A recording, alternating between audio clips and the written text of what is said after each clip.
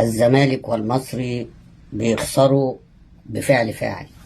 يعني النهارده الحكام خسروا نادي الزمالك ثم النادي المصري. بصراحة ظلم كبير، والظلم الأكبر إن الاتحاد الأفريقي فاشل.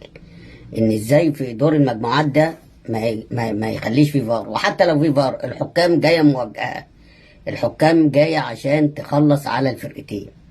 دي حاجة. تاني حاجة، منك لله صبحي كركبت المجموعة، ولو فرقة من الزمالك أو المصري خرجوا أنت السبب. كنا زماننا دلوقتي نبقى مستريحين لو الفرقة ديت كانت خسرت من الزمالك، اللي هو كايزر دي كان خسرت في المباراة اللي كان على ملعبها في آخر ثانية. الكورة اللي أنت الله أعلم بقى أنت عملت فيها إيه يعني، أو كان هدفك إيه. فأنت رجعتهم تاني إن هم ينافسوا، والفرقة دي ممكن تخش على حساب يا الزمالك يا المصري. وكل ده بسبب حارس مستهتر، وللأسف عايزين يبيعوا عواد.